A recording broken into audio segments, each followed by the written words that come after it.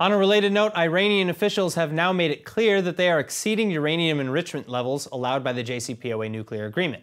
So with Israel already conducting alleged airstrikes against Iranian targets in Syria, while Iran and the United States continue to raise tensions, many are left wondering if and when things will escalate. And here to discuss is diplomatic analyst Idan Ronen. Idan, thank you so much for coming back in. Thank you so much. All right, so first of all, how do you see the next, how do you see things progressing over the next week, 2 weeks, month? Sure. Well, we have to remember that only because we don't hear about the drums of war beating at full power, it doesn't necessarily mean that there isn't any war taking place underneath surface. So you're saying perhaps a war has already begun? Already begun for years. It is what I call as the quiet assassin, the Israeli quiet assassin. Now, I will obviously admit, according to foreign sources, Israel is playing very hard at cyber war.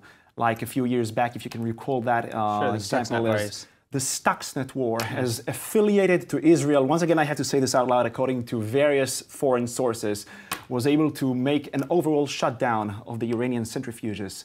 And on top of that, Iranian top scientists are all of a sudden just gone. Israel is having its own discrete war. So not necessarily only because you don't hear a full power clashing head on against head on each other. It doesn't necessarily mean that there is not a war going on underneath surface. But one of the bigger questions, though, and I want to steer clear of some sort of incitement, but like one of the bigger questions is, why doesn't Israel or the United States or some other Western aligned power go in and simply remove Iran's nuclear option off of the table? Why isn't a physical attack? Because, well, first, everything revolves around one figure, and he is President Trump. And President Trump has his own calculations. President Trump, for instance, he is right now going into an election year in his own domestic U.S. audience. And he pledged he will never get his own G.I. Joe's boots on the grounds. He doesn't want to violate his promise, particularly not when he's coming into an election year. And besides, he had his Bahrain summit only a week ago. He wishes to show American public some sort of achievement. He knows that if he, militarily strikes Iran, that may get him into complications which are unpredictable, that may force him to break his own promise and have U.S. forces in Iran. And he certainly doesn't want that around election time. But there is a lot going on, like he's tightening even extra sanctions over the top leadership of Iran. Sure.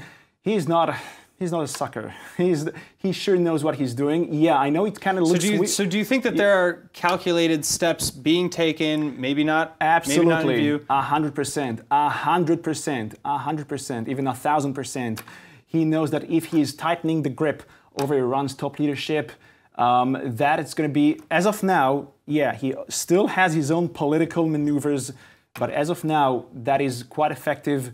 He also, check this one out, he also doesn't want the Iranian people to show support and solidarity with their own vicious and oppressive regime. Which would explain the sanctions regime, because that sanctions campaign kind of keeps the pressure on the government and separation between the government and its people. Well, yeah, and also just think what would happen if he strikes militarily the leadership. Then all the ordinary people in the streets, which are under constant suffocation already, all of a sudden they will turn against Trump and will back their own regime. That's just nature of war. They're always the clan is always united behind the chief. That's the nature of war, anywhere, anytime around the world.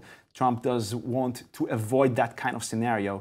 So he wishes right now not to militarily strike Iran, but to basically to show his own ways of retaliation without having the ordinary people showing his oppression to that, their objection to that. So we're going to see, by your predictions here, we're going to see, a lot more cyber warfare, maybe a lot more, hidden and clandestine operations against, targeted members of the scientific community in Iran, perhaps? It sounds like you mentioned as well. It is, and it is already in progress, and I'm not necessarily even certain that has to do with this kind of action or another. there's an ongoing undersurface, there's an ongoing cyber war beneath surface, which are designed to disable Iranian systems and Iranian centrifuges. And as I said, it all revolves around one person, President Trump, but we're not waiting for him. Israel is doing whatever it believes is necessary to protect its interests. All right, Dan, Ronen, thank you so much for coming in. Thanks.